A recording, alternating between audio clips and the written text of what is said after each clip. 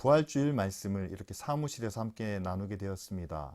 예배 시간에 녹화를 했는데 녹음이 제대로 안 돼서 이렇게 다시 녹화를 해서 올립니다.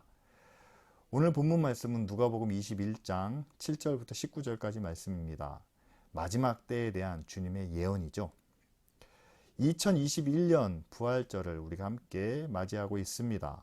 이 말은 우리가 우리의 죄를 대신하여 가시면류관을 쓰시고 십자가에 못 박혀 죽으신 주님의 고난과 함께, 그리고 사망 가운데서 다시 살아나셔서 우리에게 영원한 생명을 주신 하나님의 은혜를 우리가 거의 2000번 정도 함께 기념하고 있다는 사실이죠.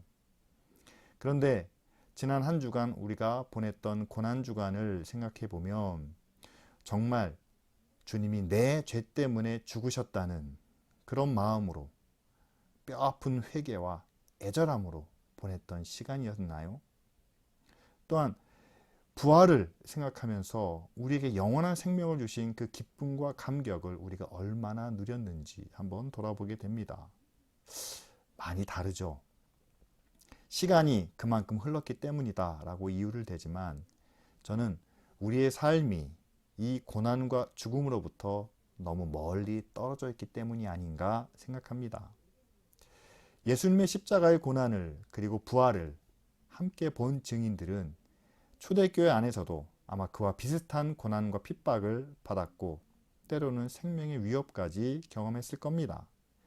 그렇기 때문에 주님의 십자가와 부활은 그들에게 너무나 리얼했겠죠. 그것이 그들의 신앙의 모범이 되고 또한 이정표가 되었을 겁니다. 그래서 그들은 고난 앞에서 그리고 생명의 위협 앞에서도 우리도 예수님처럼 죽으면 예수님처럼 부활할 수 있다라는 믿음을 가지고 그들은 믿음을 지키는 그런 굳은 하나님의 자녀로 살아갔겠죠. 근데 만약에 말입니다. 지금 우리도 북한에 있거나 아니면 미얀마에 살고 있어서 우리가 믿음으로 살려고 했을 때 고난을 당하고, 또한 사회 정의를 위해서 목소리를 냈을 때 생명의 위협을 느끼고 있다면, 여러분, 부활주일의 의미가 좀 달라지지 않겠습니까? 예수님은 우리를 위해서 죽으셨다가 다시 살아나셨다라는 그 말씀 때문에 우리의 마음이 다시 뜨거워지고, 주님이 다시 사신 것처럼 우리도 다시 살 줄 믿습니다 라고 하나님께 기도할 수 있지 않을까요? 그런데 지금 우리 안에는 그런 신앙의 고난이 없습니다. 또한 세상에서는 여러 가지 고난을 경험하지만 그것을 직접 십자가와 연관시키는 그런 고리가 우리 안에는 없다는 거죠. 그래서 우리는 부활주의를 요즘 젊은 사람들이 이야기하는 것처럼 그냥 기독교 3대 명절 중 하나로 지킵니다. 그리고 성경에서 말하는 구원과 부활을 그냥 죽은 후에 천국 가는 것으로만 이해하고 있다는 거죠. 거기다가 내가 죄인이라는 그런 인식이 부족하다 보니까 영화 속에서 보여지는 예수님의 고난과 십자가와 피를 그냥 잔인하고 끔찍한 사건으로만 여기지, 내가 하나님 앞에서 당해야 할 그런 고난으로, 그리고 세상에서 하나님의 구원을 이루기 위해서는 지금도 그런 십자가와 고난이 있다는 사실을 우리는 전혀 생각하지 않고 살아갑니다. 이렇게 부활과 구원은 그냥 고난 없이 주시는 하나님의 설문처럼 생각하고, 또한 이것이 영원한 하나님 나라에서나 이루어지는 것이다 라고 여기며 지금의 우리의 삶과 세상과는 상관없는 것으로 보고 있습니다. 따라서 정작 우리가 세상에서 당하는 고난은 하나님께 구하지도 않고 또한 능력을 기대하지도 않고 있다는 거죠. 어떤 분들은 그래도 우리는 고난 때문에, 어려움 때문에 기도하고 있습니다, 부르짖고 있습니다 라고 하지만, 그러나 그 고난을 통해서 또한 그 어려움을 통해서 예수 그리스도의 구원과 또한 부활이 우리 안에 이루어 달라고 그렇게 기도하지는 않는다는 겁니다. 여러분, 우리가 예수 그리스도의 구원이 우리 안에 이루어지기 원했을 때, 여러분, 우리의 구해야 하는 기도 제목 가운데 하나는 바로 우리가 의롭게 되는 것입니다. 우리가 마음으로 믿어 의롭게 되는 거죠. 하나님이 우리를 의인이다 라고 칭해 주셨을 뿐만 아니라 이제는 그 의인으로서의 삶을 사는 것이 바로 하나님의 구원이죠. 그래서 바울은 이것에 대해서 우리는 옛사람을 벗어버리고 새사람을 입어야 된다라고 이렇게 표현했습니다. 그런데 이거는 굉장히 낭만적인 표현이죠. 다른 데서는요, 예수 그리스도 안에서 우리는 옛 정과 욕심을 십자가에 못 박아야 된다. 다시 말하면 과거의 악하고 불의한 것에서 의롭고 선한 것으로 변화되기 위해서는 옛날 것을 십자가에 못 박는 그런 고난과 아픔이 필요하다고 이렇게 말합니다. 그래서 우리가 잘 아는 갈라디아서 2장 20절 말씀처럼 우리는 그리스도와 함께 십자가에 못 박혀 죽었고 이제는 내 안에 그리스도가 사시는 것이다 라고 바울은 이렇게 정의하고 있지 않습니까? 그렇다면 여러분, 우리가 하나님의 구원을 구하고 바랬다면 정말 우리가 우리의 옛사람을 십자가에 못 박게 하옵소서 라고 기도하고 이제는 우리의 정과 욕심을 죽이고 이제는 하나님의 사랑과 은혜만이 내 안에 살아있는 그런 새로운 삶을 살게 하옵소서 이렇게 기도하는 것이 맞겠죠. 그리고 그렇게 기도함으로 하나님의 구원이 우리를 통해서 이 땅에 이루어지도록 하는 것이 바로 우리가 앞으로 살아가야 할 믿음의 삶이라는 것을 믿습니다. 이렇게 하나님은 예수 그리스도의 십자가를 통해서 우리의 모든 고난과 죄악으로부터 구원해 주시는 그리고 옛사람의 모습에서 새롭게 변화되는 그런 부활의 능력을 우리 가운데 말씀해 주고 계십니다. 그리고 이 구원과 부활을 위해서는 우리의 과거, 우리의 옛것을 반드시 십자가에 못 박아야 하는 그런 고난이 있다는 것을 말씀하고 계시죠. 그런데 지금 우리가 이 구원과 부활의 능력이 꼭 필요한 그런 때를 살고 있다는 것을 오늘 말씀은 우리에게 증거하고 있습니다. 오늘 누가복음 21장 마지막 때에 대한 예언의 말씀이죠. 난리와 소문이 있을 것을 말합니다. 자칭 예수라 하며 미혹하는 사람들도 있고요. 민족과 나라들이 전쟁과 대립을 반복하고 큰 지진과 기근이 일어나며 전염병까지 있을 거라고 말합니다. 하늘의 징조와 무서운 일까지 온갖 재난과 고난이 예언되어 있죠. 그런데 이런 일들이 우리에게는 전혀 낯설지 않습니다. 왜냐하면 지금 대부분 우리 가운데 일어나고 있는 일이기 때문이죠. 여러분, 지구 멸망의 날, 인류 최후의 날이라는 그런 재난 영화가 예전에 있었습니다. 그런데 이제는 그것이 상상 속에서 일어나는 일이 아니라 이미 과학자들이 예측하고 있는 50년 후에 100년 후에 우리의 현실로 될 수 있는 일이다 라고 우리는 보고 있습니다. 누가복음에 예언된 대로 이미 이 고난과 재난들이 우리에게 이루어지고 있습니다. 지구온난화로 인해서 생태계가 파괴되고 홍수와 태풍과 폭설, 그 피해가 심각하게 나타나고 있죠. 일본에는 지진이 끊이지 않습니다. 아프리카의 기근은 지금도 계속되고 있습니다. 무엇보다도 코로나 팬데믹으로 인해 전 세계가 두려움 가운데 떨고 있으며 이런 상황은 더욱더 심각해질 것이다 라고 예측하고 있죠.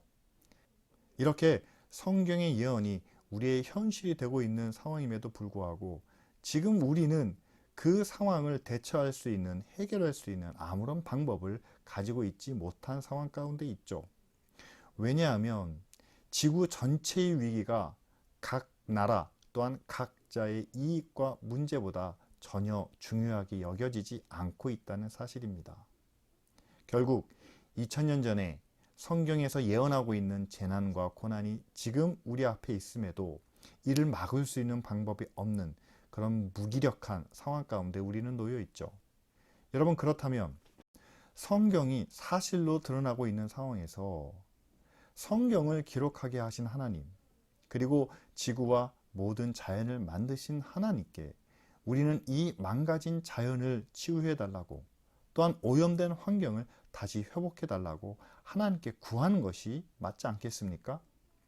또한 이 회복과 구원을 위해서는 문제의 원인을 다시 한번 생각해 봐야 되겠죠. 하나님은 이 세상을 만드시고 보기에 좋았더라 라고 칭찬하셨습니다. 그런데 그 자연을 하나님의 말씀과 뜻이 아닌 다른 길로 이끌어가고 또한 다르게 개발했던 인간으로 인해 지금의 고난과 어려움이 발생한 거죠. 그런데 그런 세상을 향해서 하나님은 다시 한번 구원의 계획을 우리 가운데 말씀해 주십니다. 그것은 바로 하나님을 떠났던 인간이 자신의 죄와 불의를 뉘우치고 다시 창조주 하나님을 기억하여 원래의 뜻으로, 원래의 영광을 위한 길로 돌아온다면 하나님은 다시 세상을 구원해 주시겠다. 이것이 바로 예수 그리스도의 십자가와 부활을 통해서 우리에게 보여주신 사실이죠. 그리고 마지막 때의 재난과 그 고난을 통해서도 하나님은 우리가 져야 할 십자가를 다시 한번 지고 나아간다면 우리를 통해, 교회와 믿는 자들을 통해 하나님은 이 세상을 다시 한번 구원해 주실 것을 약속하고 계십니다. 그렇다면 여러분, 마지막 때의 고난과 시련은 과연 어떤 구원과 부활을 이루어낼 수 있을까요? 바로 우리가 져야 할 십자가, 예수 그리스도와 함께 거듭나기 위해 과거의 옛것을 벗어버리고 우리의 정과 욕심은 십자가에 못 박고 이제는 부활의 능력으로 내가 사는 것이 아니라 그리스도가 내 안에 사는 것처럼 새로운 삶을 살아가는 그 십자가를 통해서 하나님은 이 세상을 구원하시고 또한 부활을 이루어 가신다라고 약속해 주고 계십니다. 2000년 전에 예수님이 말씀하신 그 재난과 고난이 21세기에 하나씩 이루어지는 것처럼 마찬가지로 우리를 향한 하나님의 구원도 뿐만 아니라 십자가를 통해서 이루실 그 부활의 약속도 반드시 우리에게 이루어 주실 줄 믿습니다. 따라서 우리는 우리가 믿고 신뢰하는 그런 과학이나 기술과 능력을 바라기보다는 우리는 무엇보다 우리를 향하신 하나님의 약속을 먼저 기억하고 의지해야 한다는 사실이죠. 왜냐하면 과학기술이 우리를 편리하게 또한 우리에게 필요한 것들을 만들어줄 수는 있겠지만 그러나 우리의 삶을 그리고 이 세상을 완전히 의지할 수 있는 그런 존재는 되지 못한다는 사실입니다. 가장 쉬운 예로 기술과 과학이 만들어낸 그런 온실가스를 그들이 어떻게 해결할 수 있는 방법을 전혀 찾고 있지 못하다는 사실이죠. 또한 그 과학기술을 만들어낸 인간도 이 세상의 미래와 또한 우리의 앞날을 전혀 예측하지 못한다는 것입니다. 따라서 우리의 삶과 또한 이 세상을 온전히 믿고 의지할 수 있는 분은 이 세상을 만드시고 인도하시는 하나님 한 분뿐이라는 사실이죠. 따라서 우리는 하나님을 의지하여 세상을 만드실 때 가졌던 그 하나님의 거룩한 뜻과 영광을 우리는 바라봐야만 합니다. 그리고 그 영광을 구할 때 우리에게 약속하신 그 은혜와 축복을 우리는 함께 기대해야 되겠죠. 그러나 반대로 우리가 그 하나님의 뜻과 영광을 떠난다면, 거역한다면 우리에게 하나님의 진노와 심판이 약속대로 임할 것을 우리는 또한 각오해야만 합니다. 이것이 성경에서 기록된 하나님과 인간 사이의 약속이기 때문이죠. 지금 세상도 하나님과 인간이 맺은 이 약속에 따라 정확하게 움직이고 있습니다. 그리고 예수님도 이미 2000년 전에 이 약속에 따라 우리에게 일어날 일들을 미리 예언하고 계시죠. 그렇다면 우리는 과거에 우리가 하나님의 약속에 따라 살지 못했던 그 불순종 때문에 지금의 고난과 재난을 경험하고 있습니다. 그리고 지금의 우리가 하나님의 약속과 뜻에 따라 살지 않는다면 우리의 자녀들이 또한 다음 세대는 우리보다 더 심각한 고난과 위험을 당할 수밖에 없겠죠. 따라서 우리는 이 시간 다시 한번 우리를 향하신 하나님의 뜻을 바라봐야만 됩니다. 하나님과 우리가 맺은 약속을, 그리고 하나님이 기뻐하시는 그 영광과 목적을 따라서 우리가 순종하며 나아간다면, 우리가 그것을 위해서 세상과는 반대로 살아간다면 하나님은 지금도 당신의 약속하신 대로 우리를 통해 이 세상의 구원과 부활을 이루어 주실 분이기 때문이죠. 따라서 이 시간 하나님과의 약속을 다시 한번 우리는 기억하길 원합니다. 우리는 창조주 하나님의 거룩하신 뜻과 영광을 위해서 만들어졌습니다. 그리고 그 영광을 이루기 위해 우리는 자신의 이익과 목적이 아닌 하나님이 기뻐하시는 뜻, 또한 하나님의 질서와 원칙에 따라 순종해야 하는 그런 사명을 가지고 태어났죠. 따라서 지금 우리에게 가장 중요한 것이 이익과 만족인지 아니면 하나님의 질서와 원칙인지를 다시 한번 생각해 보시기 바랍니다. 그리고 하나님은 자연재난에서뿐만 아니라 이보다 더 큰 사람으로부터 받는 그 고난에서도 우리를 구원해 주신다 약속하십니다. 재난과 고난은 사람들의 마음도 변하게 하죠. 이전과 비교하면 사람에 대한 이해와 배려는 사라지고 혐오와 대립과 갈등이 더 깊어지는 것을 보게 됩니다. 미국과 유럽에서 일어나는 증오 범죄를 봐도 그렇고요. 백신을 먼저 확보하기 위해서 싸우는 자국 우선주의도 그렇고요. 미얀마에서 일어나는 무차별 유혈 사태까지도 인간의 폭력성과 잔인한 모습을 보여주고 있습니다. 이런 세상에서 만일 교회가 하나님의 말씀과 뜻을 이루기 위해 자신들과 다르게 살아가는 모습을 보인다면 세상은 교회를 쉽게 비난하고 또한 손가락질하며 부당한 대우를 할 수도 있겠죠. 그럴 때마다 주님은 9절 말씀처럼 우리에게 두려워하지 말라라고 말씀하십니다. 사람을 두려워하지 말라는 거죠. 왜냐하면 14절 이후에 나오는 대로 그들에게 맞설 수 있는 지혜와 능력을 우리에게 주시고 또한 우리의 머리털 하나까지도 상하지 않도록 지켜주시겠다 약속하고 계십니다. 그리고 마지막 19절에는 우리가 인내하면 우리 영혼을 다시 얻으리라 라고 이렇게 말씀하시죠. 우리가 마지막까지 고난을 참고 견디면 구원을 이루게 하신다는 그 약속을 담고 있습니다. 사람의 고난과 핍박에도 지켜주시는 하나님의 약속. 그런데 이 약속이 어떤 고난이 와도 우리가 전혀 다치지도 상하지도 않는 피해가 전혀 없도록 해주시겠다는 그런 약속일까요? 아니요, 그렇지는 않습니다. 고난이 믿는 사람만 피해가지는 않기 때문이죠. 고난을 당할 때 분명히 우리도 피해가 있습니다. 초대교회 상황이지만 16절 말씀을 보면 가족과 형제, 벗이 넘겨주어 그 중에 몇은 죽임을 당한다. 순교가 일어날 것을 말씀하고 계시죠.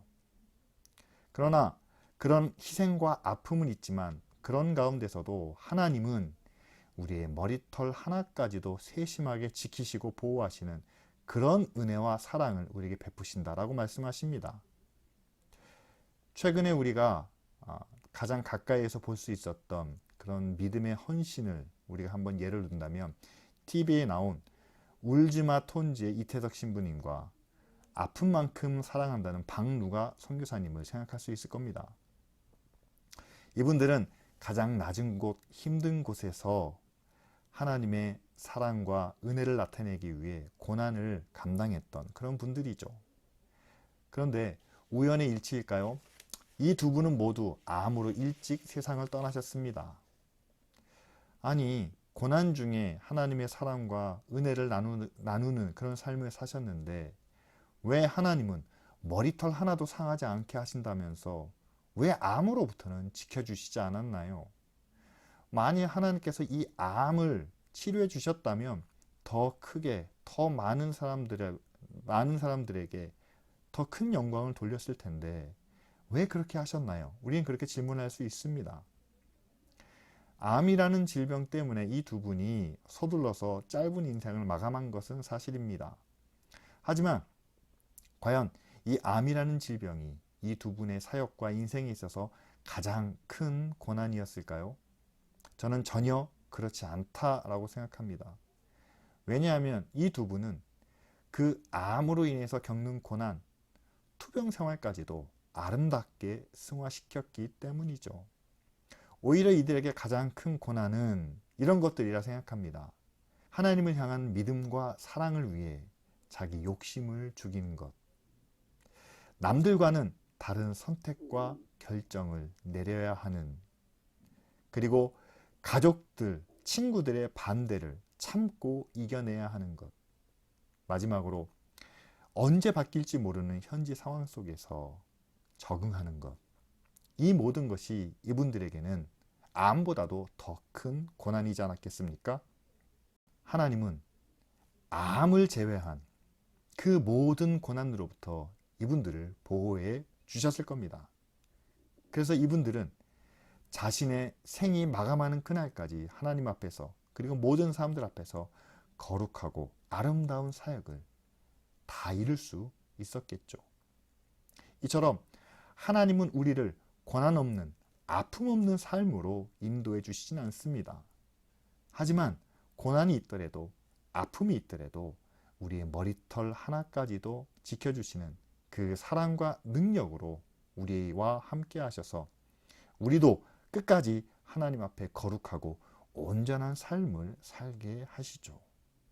여러분, 예수 그리스도의 십자가의 구원의 은혜와 부활의 능력은 동일하게 우리에게 주어지고 있습니다. 그럼에도 우리는 고난 앞에 무력하고 실패와 절망 가운데 넘어질 수밖에 없는 것은 바로 하나님의 구원과 부활을 우리의 삶과 직접 연결시키고 있지 않기 때문이죠. 사랑하는 성도 여러분, 우리도 하나님이 창조하신 피조물 가운데 하나이며 또한 예수 그리스도의 보혈로 구원하신 그 영혼 가운데 하나라는 것을 기억하시길 바랍니다.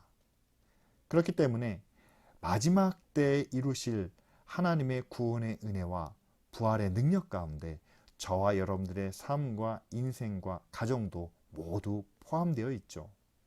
따라서 이렇게 하나님이 약속하신 그 은혜와 능력을 우리가 받기 원한다면 우리는 하나님이 우리를 원래 창조하신 그 목적과 그 영광을 기억해야만 합니다.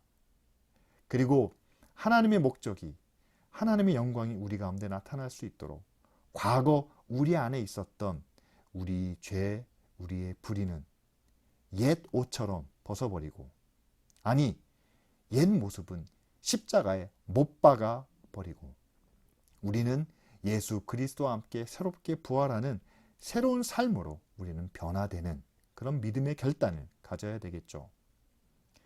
그런 믿음이 우리 안에 있을 때 하나님은 우리가 누구를 만나도 무슨 일을 당해도 그에 맞설 수 있는 그런 지혜와 능력을 우리 가운데 주시고 고난 중에도 비록 우리가 여러 가지 희생과 아픔을 겪겠지만 그러나 마지막까지 머리털을 하나도 상하지 않도록 지켜주시는 그 은혜와 능력으로 끝까지 하나님을 향한 우리의 믿음을 이루게 하실 줄 우리는 믿습니다. 그렇다면 이 시간 우리 자신의 구원과 부활을 위한 그리고 우리 자녀와 우리 가정의 구원과 부활이 이루어질 수 있도록 나아가 우리 교회와 이웃들을 구원하고 부활의 능력으로 변화시킬 수 있는 그런 기도를 우리 함께 하나님께 드리길 원합니다. 하나님의 구원의 은혜와 부활의 능력을 우리 가운데 부어 주셔서 이젠 우리가 주님의 뜻과 영광을 위하여 살도록 인도하옵소서. 세상에서 거룩한 하나님의 자녀로 살 수 있도록 세상과 맞설 수 있는 그런 지혜와 능력을 우리 가운데 주시며 세상의 많은 고난 가운데서도 우리의 머리털이 상하지 않도록 지키시는 하나님의 은혜와 능력을 경험하게 하시고 또한 그 약속을 믿고 마지막까지 거룩하고 온전한 믿음을 지키고 살게 하옵소서. 다 같이 함께 기도하시겠습니다.